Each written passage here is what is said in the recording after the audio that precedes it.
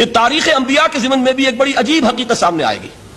حضرت موسیٰ علیہ السلام کے معجزات دو بہت مشہور ہیں، عصائے موسیٰ اور ید بیضاء۔ ویسے قرآن مجید نے 7 مزید گنوائے ہیں، 9 آیات بینات، 9 بڑے کھلے کھلے معجزے جو فرعون اور آل فرعون کو دکھائے گئے۔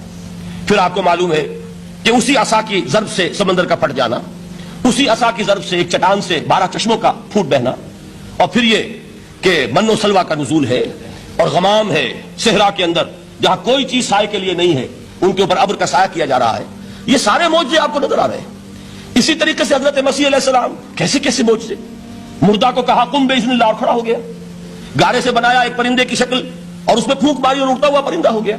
یعنی یہ کہ احیاء موتا اور خلق حیات یہ آخری معجزے ہو سکتے ہیں، اس لیے کہ یہ خالص اللہ تعالیٰ کے افعال ہیں۔ لیکن ذرا اس کانٹیکسٹ میں دیکھیے محمد کا معجزہ کیا ہے صلی اللہ علیہ وسلم۔ قرآن مجید جن لوگوں نے پڑھا ہے اور سمجھ کر پڑھا ہے، ترجموں سے پڑھا ہے یا ویسے وہ عربی زبان سے واقف ہیں، ان کو معلوم ہے کہ قرآن بار بار کہتا ہے محمد کا معجزہ، یوں تو بے شمار واقعات ہوں گے لیکن اصل معجزہ صرف اور صرف قرآن ہے۔ کسی کو پیش کیا گیا کہ یہی ہے، آؤ مقابلہ کر لو۔ اصل میں معجزہ کہتے کسے؟ معجزہ کے معنی عاجز کر دینے والی شے۔ یوں تو اولیاء اللہ جو ہیں ہم ان کی کرامات کے قائل ہیں، اللہ تعالیٰ اپنے کسی نیک بندے کے مقام اور مرتبے کے اظہار کے لیے کسی وقت کوئی ایسی چیز ظاہر کر دے جو قانون طبیعی کے خلاف ہو، تو یہ کرامات اولیاء حق ہے، اور اس درجے کی جو ظاہر بات ہے کہ جب اولیاء کے لیے کرامات ہے تو انبیاء کے لیے تو بہت ہوں گی۔ اصل معجزہ کسے کہتے ہیں؟ جسے کوئی نبی چیلنج کے ساتھ پیش کرتا ہے کہ یہ ہے میری رسالت کا ثبوت، آؤ مقابلہ کر لو۔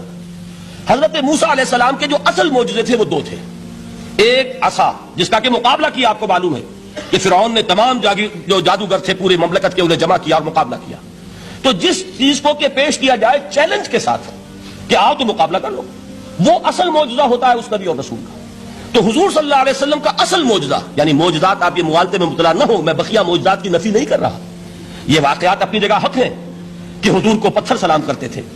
حضور صلی اللہ علیہ وسلم جس کھجور کے تنے کے ساتھ ٹیک لگا کر خطبہ دیا کرتے تھے، جبکہ ابھی مسجد نبی میں ممبر نہیں بنا تھا، جب تعداد زیادہ ہو گئی مسلمانوں کی اور ضرورت محسوس ہوئی کہ ذرا بلند مقام پر کھڑے ہو کر آپ خطبہ ارشاد فرمائیں، تو پھر وہ ممبر بنا کر رکھا گیا۔ پہلے مرتبہ جب آپ ممبر پر چڑھ رہے تھے خطبہ دینے کے لیے، تو اس کھجور کے سوکھے تنے میں سے ایسی آواز آئی جیسے کوئی بچہ بلک بلک کر رو رہا ہو کہ وہ سعادت جو مجھے حاصل رہی تھی آج تک میں محروم ہو گیا۔ تو یہ انبیاء کا مقام ہے۔ مولانا روم نے اسی لیے کہا ہے کہ فلسفی کو منکر حنانہ است، از حواس انبیاء بیگانہ است۔ فلسفی اور عقلیت پرست انسان وہ تو حنانہ کا انکار کر دے گا، کیسے ممکن ہے سوکھا تنا اور اس کے اندر سے بچے کی طرح بلکنے کی آواز آئے، لیکن یہ اس لیے کہ وہ انبیاء کے خصوصی احوال جو ہیں ان کو جانتا نہیں۔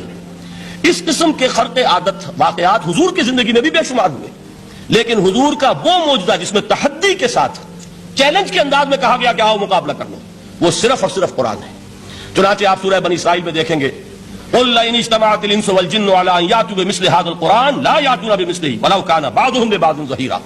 اے نبی چیلنج کر دیجئے، اگر تمام انسان اور تمام جن مل کر یہ چاہیں کہ اس قرآن جیسی کوئی تصنیف کر دیں، تو چاہے وہ ایک دوسرے کا کتنی بھی اس میں مدد کریں اور تعاون کریں، وہ ہرگز قرآن جیسی کتاب تصنیف نہیں کر سکتے۔ اس سے آگے بڑھ کر یہ بات کہی گئی، اچھا پورا قرآن نہیں لا سکتے، اس قرآن کی طرح کی 10 صورتیں ہی تصنیف کر لو۔ جب اس کا بھی جواب نہیں دیا گیا تو جسے کہتے ہیں برسبیل تنزل، اور پنجابی میں کہتا ہے کہ برے کو گھر تک پہنچانا، وہ برے کو گھر تک پہنچانے کے لیے فرمایا ایک صورت ہی بنا لاؤ۔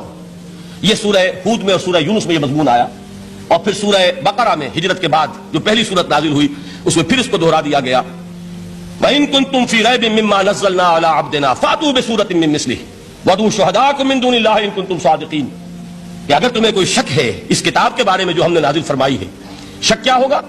شک اسی بات میں ہوگا کہ شاید یہ محمد کا اپنا کلام ہے صلی اللہ علیہ وسلم، یا کوئی اور انسان ہے جو انہیں سکھا پڑھا رہا ہے۔ اگر تمہیں اس نوعیت کا کوئی شک ہے تو اس جیسی ایک سورت بنا لاؤ، فاتو بسورۃ من مثلہ۔ اور نوٹ کیجئے گا سورۃ العصر بھی سورت ہے، سورۃ الکوثر بھی سورت ہے، 3 آیات بھی اگر ایسی تم تصنیف کر کے لے آؤ تب تو تمہیں کچھ شک کرنے کا حق حاصل ہوگا، اور اگر نہیں کر سکتے تو جان لو فَإِن لَمْ تَفْعَلُوا وَلَن تَفْعَلُوا، پھر اگر تم ایسا نہ کر سکو اور ہرگز نہیں کر سکو گے، ذرا چیلنج کا انداز دیکھیے کہ ہرگز نہیں کر سکو گے، فَاتَّقُوا النَّارَ الَّتِي وَقُودُهَا النَّاسُ وَالْحِجَارَةُ، ڈرو اس آگ سے جس کا ایندھن بنیں گے انسان اور پتھر۔ اب اس بات کو سمجھیے کہ تاریخی حقیقت ہے یہ جس کا کوئی کافر انکار نہیں کر سکتا کہ وہ کوئی شخص اس چیلنج کو قبول کرنے کی ضرورت نہیں کر سکا۔ اگر جھوٹ موٹ کو بھی کوئی کھڑا ہو جاتا اور کہتا کہ ٹھیک ہے میں نے یہ ایک صورت بنائی ہے اور میرا دعویٰ یہ ہے کہ یہ قرآن جیسی ہے، تو ایک کنٹروورسی تو پیدا ہو جاتی نا. کچھ لوگ چاہے کہتے کہ نہیں یہ قرآن کے سطح کی نہیں ہے، لیکن یہ کہ اس کا دعویٰ تو ہو جاتا. لیکن تاریخ یہ بتا رہی ہے کہ سرے سے کسی شخص نے اس کی جرت نہیں کی. اس درجے وہ قرآن سے مرعوب ہوئے. تو حضور کا سب سے بڑا معجزہ جو آج تک زندہ ہے، اس کو ذہن میں رکھیے. میں نے جو حضرت موسیٰ حضرت عیسیٰ کے معجزات گنوائے ہیں وہ در حقیقت ان کی اپنی ذات کے ساتھ تھے. ید بیضا موسیٰ کے ساتھ تھا. عصا معجزہ اس وقت تھا جب موسیٰ کے ہاتھ میں تھا. اس کے بعد کئی سو برس تک وہ صندوق سکینہ جو ہے، تابوت سکینہ، اس میں وہ عصا رکھا رہا، لیکن اب وہ معجزہ نہیں تھا، وہ سوکھی لکڑی تھی، اس کے سوا کچھ نہیں. تو تمام انبیاء اور رسول کے معجزے ختم ہو گئے، وہ ان کی ذات کے ساتھ تھے. محمد الرسول اللہ کی رسالت دائمی ہے تا قیام قیامت، لہذا معجزہ بھی آپ کا دائمی ہے. وہ معجزہ آج بھی موجود ہے.